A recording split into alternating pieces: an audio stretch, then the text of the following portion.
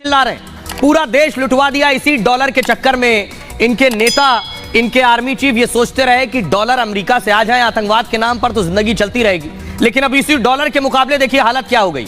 America का एक dollar Pakistan के 260 रुपए से ज्यादा हो गए, यानी एक अमेरिकी डॉलर की कीमत 260 रुपए 40 पैसे। एक सऊदी रियाल 69 रुपए 48 पैसे हो गया है पाकिस्तान का। एक चाइनीज युआन लेकर जाएंगे तो पाकिस्तान के 37 रुपए 92 पैसे हो गए। यह है पाकिस्तान के पैसे की हालत। एक भारतीय रुपया भी पाकिस्तान में 3 रुपए 15 पैसे। सिर्फ भारत की करेंसी नहीं, बांग्लादेश के टके के आगे भी टके जैसी स्थिति है। एक बांग्लादेशी टका 2 रुपए 48 पाकिस्तानी रुपए। एक नेपाली रुपया 1 रुपए 98, यानी नेपाल से भी ज्यादा खराब स्थिति, बांग्लादेश से भी ज्यादा खराब स्थिति पाकिस्तान की हो चुकी है। इससे ज्यादा बेइज्जती, इससे ज्यादा बदहाली पाकिस्तान की नहीं हो सकती है। इतना ही नहीं, पाकिस्तान में जो लोगों को आप सुन रहे थे जो हालत खराब है, वो हालत खराबी के पीछे वजह क्या है ये देखिए जरा। पाकिस्तान में महंगाई कितनी बढ़ गई है। महंगाई इतनी बढ़ गई है, आज का रेट मैं आपको बता रहा हूं, पाकिस्तान में चिकन 780 रुपए किलो हो गया है। चिकन, बोनलेस चिकन आप लेंगे तो 1100 रुपए किलो है, 1100 रुपए किलो। मटन सोचिए खरीदने से बाहर हो चुका है, 2000 रुपए किलो मटन है, यानी 1 किलो के लिए 2000 देने होंगे आपको। अंडे 1 कैरेट भारत में आपको 150 के आसपास 180 में मिल जाएगा, पाकिस्तान में 400 रुपए का 1 कैरेट अंडा है। चाय 1700 रुपए किलो है। सोचिए अब चाय पिएगा या फिर सजाने का काम करेगा चाय की पत्ती, समझ नहीं आ रहा लोगों को। देसी घी 1800 से 2500 रुपए किलो, यानी देसी घी तो पाकिस्तान के लोग भूल जाएं कब आखिरी बार देसी घी देखा था। चावल 445 रुपए किलो पाकिस्तान में है, वही लोगों को आप सुन रहे हैं। गेहूं आटा देखिए जरा 164 रुपए किलो है, भारत में 40-45 में मिल जाएगा आपको। दूध भारत में 2 रुपए बढ़ते हैं तो शोर होता है, पाकिस्तान में 250 रुपए लीटर है दूध। प्याज देखिए जरा, प्याज 215 रुपए किलो मिल रहा है पाकिस्तान में, यह हाल है। अदरक भी 520 रुपए किलो है पाकिस्तान में, और मटर 180 रुपए किलो मिल रही है, ये हाल है। अब स्थिति शहबाज शरीफ की यही हो गई है कि भाजी तरकारी का ठेला लगा ले, दूसरा कोई विकल्प बचा नहीं। क्यों? क्योंकि कहीं से कर्जा मिल नहीं रहा है, अब यही करना बस विकल्प है, और यहां भी खरीदार नहीं आ रहे। टमाटर 160 रुपए किलो है पाकिस्तान में। कद्दू 120 रुपए किलो, और बैगन 98 रुपए किलो मिल रहे हैं। ये पाकिस्तान की रेट लिस्ट है, और ये दाम और बढ़ रहे हैं। और मैं आपको बताऊं अगले कुछ दिनों में ये दाम आसमान छूने लगेंगे और हाथ से बाहर निकल जाएंगी, चीजें अभी और महंगी होनी है। ये मैं ऐसे ही नहीं कर रहा हूं, उसके पीछे वजह देखिए। ये वजह ये है कि पेट्रोल के दाम 272 रुपए लीटर हो चुके हैं, डीजल हाई स्पीड 280 रुपए लीटर हो चुका है, केरोसिन 202 रुपए लीटर है। जब तेल के दाम बढ़ेंगे तो जो भी माल ढुल कर आता है, माल ढुलाई जुड़ जाएगी आपकी खाद्य सामग्री के साथ, दूध के साथ, प्याज के साथ, आलू के साथ, तो उनके दाम भी बढ़ जाएंगे। खुद पाकिस्तान के रक्षा मंत्री कह रहे हैं कि देश दिवालिया हो चुका है। शहबाज शरीफ कह चुके मैं कर्जा मांग मांग के ये हाल हो गए हैं। कुछ अक्ल के गधों ने पाकिस्तान का ये हाल कर दिया। अब जो गधे हैं उन्हीं का सारा, ये देखिए शादी हो रही है, शादी में गधे गिफ्ट किए जा रहे हैं। पुलिस के लिए जरा गधे चलाएंगे, ये स्थिति है। ये ऐसा ही नहीं करो, तेल नहीं मिल रहा है तो बाइक सवार क्या कर रहा है, ये देखिए जरा। पुलिस की गधे भरोसे पाकिस्तान हो गया। क्यों कह रहा हूं कि कुछ ने तो बर्बाद कर दिया, अब यही बचा है। पाकिस्तान में गधों का बिजनेस अब तेजी से बढ़ रहा है। शहबाज शरीफ और पूरे देश को यह लग रहा है कि अब सिर्फ यही सहारा है, यही बचा सकते हैं, बाकी कोई नहीं बचा सकता है। अकेले लाहौर में आपको बताऊं 41,000 के करीब गधे हैं, ये वाले नहीं, ये वाले 41,000 के करीब।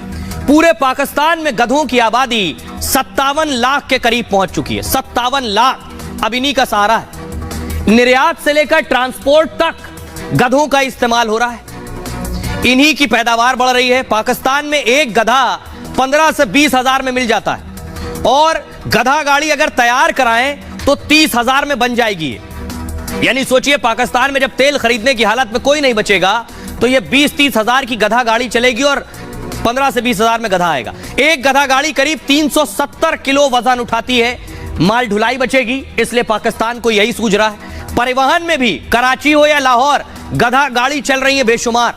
गधा मालिक एक दिन में 1000 रुपए कमा लेते हैं। पाकिस्तान में 80 लाख ग्रामीण यही काम कर रहे हैं। सोचिए वहां बड़ा तबका इसी गधे के काम में लगा है। एक गधा बेचने पर करीब 35 से 55 हजार रुपए मिल जाते हैं। गधों की खाल को भी पाकिस्तान बेच देता है। एक गधे की खाल के करीब 10,000 रुपए मिल जाते हैं। और दोस्त चीन जो है पाकिस्तानी गधों का सबसे बड़ा खरीदार भी है। हर साल चीन पाकिस्तान से 80,000 गधे खरीदता है। तो अब शहबाज शरीफ एंड टीम को लग रहा है कि यही असली कारोबार पाकिस्तान में बचा है। यहां तक कि चीन ने गधों पर सबसे बड़ा निवेश पाकिस्तान में कर रखा है। आपको बताऊं, पाकिस्तान में हर साल 1 लाख गधे बढ़ रहे हैं और इमरान सरकार ने गधों को अपनी उपलब्धि बताया था। उस दौर में एक मंत्री ने कहा था गधे अर्थव्यवस्था की रीढ़ है, बैकबोन है। गधों के उत्पादन से पाकिस्तान की जीडीपी बढ़ेगी। आपने वहां के मंत्री को सुन लिया, प्रधानमंत्री को सुन लिया, रक्षा मंत्री को सुन लिया। अब एक ही उसमें भी खेल कर दिया पाकिस्तान के नेताओं ने। देखिए क्या किया इन लोगों ने। किया यह है कि तुर्की की मदद में घोटाला कर दिया। घोटाला यह किया कि कंगाल पाकिस्तान ने तुर्की मदद भेजी थी और मदद के पैकेट बाहर पाकिस्तान लिखा था, पैकेट के बाहर। और पैकेट अगर खोला गया तो अंदर माल तुर्की का था, लिखा था गिफ्ट फ्रॉम तुर्की, यानी ये गिफ्ट भेजा गया था पाकिस्तान। मतलब वो मदद जो पाकिस्तान को तुर्की ने भेजी, तुर्की ने बाढ़ के वक्त पाकिस्तान की मदद की थी। उस वक्त मदद के बहाने पाकिस्तान ने वही पैकेट दोबारा तुर्की भेज दिए। पाकिस्तानी मीडिया में ही शहबाज का मजाक उड़ रहा है। कहा गया है कि शहबाज ने पाकिस्तान को शर्मिंदा किया है। दुनिया भर में भी पाकिस्तान की किरकिरी हुई है। भूकंप के अगले दिन शहबाज तुर्की जाना चाहते थे, लेकिन तुर्की ने शहबाज के आने से मना कर दिया। शहबाज फिर भी 2 दिन के दौरे पर तुर्की गए। अब जरा सुनिए जब ये पाकिस्तान के लोगों को कैसे बर्बाद किया। 47 पे 2 मुल्क बने, उसके बाद एक मुल्क की हालत यह है कि आटा खरीदने की हालत भी नहीं है। पहली वजह है कट्टरपंथ, पाकिस्तान की बर्बादी की। पाकिस्तान पर मुल्ला मौलवी बिरादरी ने कब्जा कर लिया। मौलाना साद रिजवी ने शहबाज को अल्टीमेटम दे रखा है। मौलाना डीजल ने इमरान की सत्ता हिला दी थी क्योंकि मुल्क मौलाना चलाते रहे। दूसरी बड़ी वजह है आतंकवाद। आतंकवाद पाकिस्तान की राष्ट्रीय नीति है। वहां जवान नहीं मारे जाते हैं, वहां आतंकी मारे जाते हैं। क्यों? क्योंकि उनकी सेना से आगे आतंकी होते हैं लड़ने के लिए। दुश्मन के लिए यह आतंक का इस्तेमाल करते हैं। तालिबान को बनाने वाला भी पाकिस्तान है। टीटीपी तहरीके तालिबान पाकिस्तान लड़ाकों की रिहाई और उन्हें पनाह भी दिया। अब वही रोज बम बांध कर आते हैं और कहीं ना कहीं फट जाते हैं। अलकायदा ने खड़ा करने वाला अलकायदा को पाकिस्तान है। लश्कर तैयबा जैश ए मोहम्मद पाकिस्तान में है। तो पाकिस्तान को यह अच्छा लगता था जब ये आतंकी दूसरों में जाकर बम और गोलियां दागते थे। अब अपने देश में फट रहे तो पाकिस्तान को परेशानी हो रही। अगली तीसरा बड़ा कारण है भ्रष्टाचार। भ्रष्टाचार से पाकिस्तान बर्बाद हो गया। और भ्रष्टाचार में एक बात, सेना भी भ्रष्टाचारी और सियासतदान नेता भी भ्रष्टाचारी। शहबाज और भाई नवाज ने करोड़ों का घोटाला किया। पूर्व प्रधानमंत्री इमरान ने भी घोटाले से जेब भरी है। चंदे के पैसे से इमरान ने अस्पताल खड़े कर दिए हैं। बाजवा का परिवार 6 साल में अरबपति बन गया है। यह है पाकिस्तान की करप्शन की कुंडली, बहुत लंबी है। चाहे वो शहबाज नवाज का परिवार हो, जरदारी का परिवार हो, या फिर वो इमरान का खानदान हो और सियासत में लोग हो, यह बता रहा है कि कैसे बर्बादी की तरफ बढ़े हैं। लेकिन एक बुनियादी बर्बादी की वजह है कट्टरपंथ। यार सुरक्षित है या फिर नहीं। अब मैं आपको बताता हूं कि दरअसल पाकिस्तान में आतंकी इसलिए भी बढ़ गए हैं क्योंकि पाकिस्तान में कुछ नेता हैं जो कहते हैं गुड तालिबान भी है और बैड तालिबान भी, यानी अच्छे आतंकी भी है और बुरे आतंकी भी। अफगानिस्तान में तालिबान पाक के लिए गुड है। अंतर्राष्ट्रीय मंचों पर भी तालिबान का समर्थन किया पाकिस्तान ने। तालिबान पाकिस्तान के लिए बैड है। और पाकिस्तान के मंत्री बिलावल भुट्टो ने इस पर चिंता जताई है। उन्होंने कहा, म्यूनिख सुरक्षा सम्मेलन के दौरान बिलावल भुट्टो ने कहा, अब मैं आपको बताऊंगा, बैड तालिबान वो है जो पाकिस्तान को मार रहा है और गुड तालिबान वो है जो पाकिस्तान के साथ है। अफगान से निकलने वाले आतंकवाद पर परेशान है अब ये। क्यों? क्योंकि ये है तहरीके तालिबान पाकिस्तान। अफगानिस्तान पर टीटीपी की मदद का आरोप लगाया है और कहा है अफगानिस्तान में तालिबान आने के बाद हमले और ज्यादा बढ़ गए।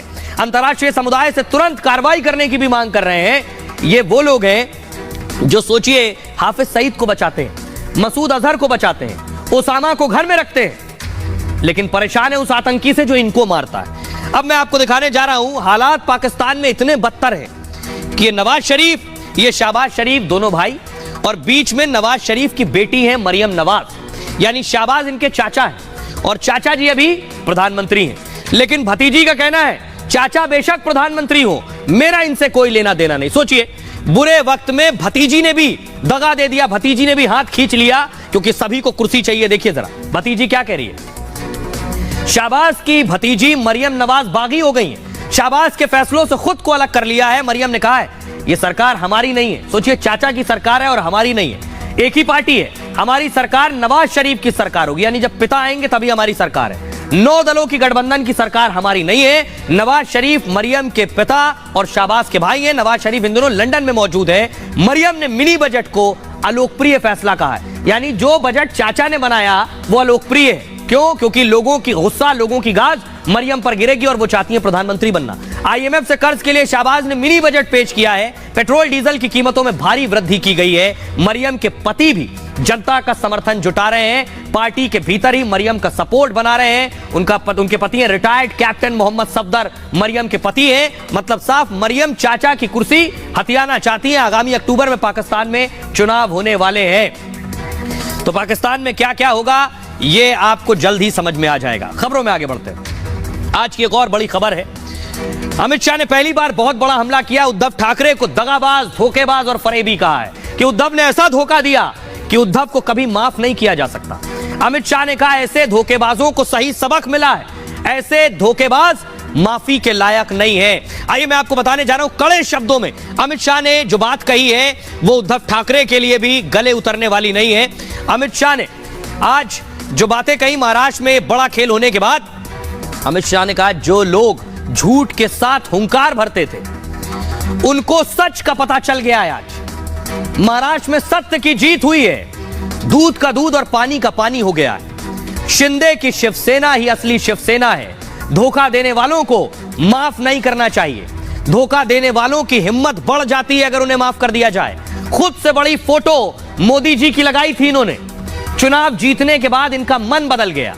सीएम बनने के लिए विरोधियों के तलवे चाटने लगे। राजनीति में हार जीत होती रहती है। बीजेपी सिद्धांतों की राजनीति करती है। 2024 के चुनाव के लिए शाह की हुंकार, महाराष्ट्र की सारी सीटें जीतेंगे। 24 में एक भी सीट किसी को नहीं मिलेगी, उन्होंने दावा किया। उद्धव ठाकरे ने धोखा दिया।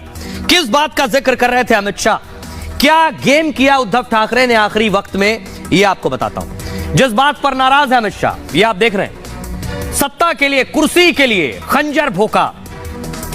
दरअसल बीजेपी और शिवसेना का जो गठबंधन था ये 35 साल पुराना गठबंधन था। उद्धव ने कुर्सी के लिए गठबंधन तोड़ दिया। 1989 से बीजेपी शिवसेना साथ चुनाव लड़ रहे थे। 2019 का चुनाव भी शिवसेना बीजेपी के साथ लड़ी, मोदी के पोस्टर के साथ लड़ी। उसी तस्वीर पर वोट मांगा। देवेंद्र फडणवीस उस वक्त महाराष्ट्र के मुख्यमंत्री थे। फडणवीस गठबंधन के नेता भी थे।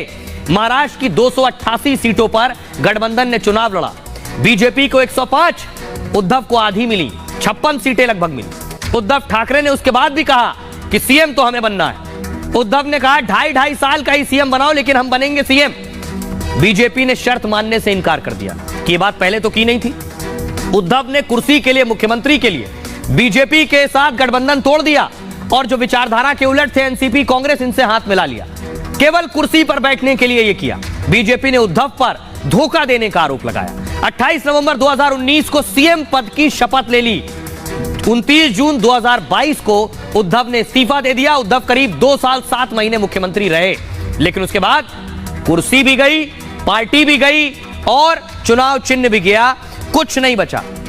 अब हालत यह है, मैं आपको बताऊं कि अपने भी आईना दिखा रहे हैं। अपने कौन?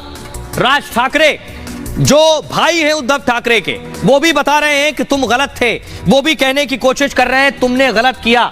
देखिए जरा राज ठाकरे ने क्या कुछ कहा है। राज ठाकरे उस दिन से ही जवाब दे रहे हैं। अब राज ठाकरे ने क्या कहा देखिए। राज ठाकरे कह रहे हैं, उन्होंने बाकायदा बाला साहब का एक पुराना वीडियो ट्वीट किया। नाम निशान छिन जाने पर राज ने वीडियो डाला है। वीडियो में बाला साहब नाम की अहमियत बता रहे हैं राज ठाकरे। कह रहे हैं पैसा तो दोबारा कमा सकते हो, लेकिन नाम नहीं कमा सकते हो। जिंदगी में नाम को बड़ा करने की जरूरत है। उद्धव ने भाई राज ठाकरे को भी धोखा दिया। राज को शिवसेना का भावी नेता कभी माना जाता था। महाराष्ट्र के लोग बाल ठाकरे की छवि राज ठाकरे में देखते थे। शिवसेना का उत्तराधिकारी जब चुनने की बारी आई तो बाला साहब ठाकरे ने बेटे उद्धव को कमान सौंप दी। राज ठाकरे इस फैसले से बेहद नाराज थे। जिसके बाद राज ठाकरे ने शिवसेना से बगावत कर दी और मार्च 2006 में राज ठाकरे ने नई पार्टी बना ली, महाराष्ट्र नवनिर्माण सेना। अब आज कुछ नहीं कर पाएंगे उद्धव। शिवसेना का नाम और निशान शिंदे को पहले ही मिल चुका है। शिंदे की नजर अब शिवसेना की शाखाओं पर है। महाराष्ट्र के हर गांव, हर जिले में शिवसेना की शाखा है। शाखाओं के जरिए पार्टी अपनी बात जनता तक पहुंचाती है। शाखा पार्टी की सबसे मजबूत कड़ी मानी जाती है। शाखा में गांव स्तर के कार्यकर्ता जुड़ते हैं, ग्रास रूट लेवल पे। शिंदे की कोशिश शाखाओं को अपने पाले में करने की। मुंबई में शिवसेना की कुल 227 शाखाएं, अकेले मुंबई में 227 शाखाएं, हर वार्ड में एक और ठाणे शहर में 33 शाखाएं। पूरे महाराष्ट्र में 5000 से ज्यादा शाखाएं हैं और उद्धव गुट का दावा है कि शाखा का नेटवर्क उनके साथ है। शिंदे गुट शाखा प्रमुखों को अपने साथ जोड़ने की कोशिश में है। शाखाओं से उद्धव और आदित्य की फोटो हटने लगी है। बाला साहब के साथ अब एकनाथ शिंदे की फोटो लगेगी।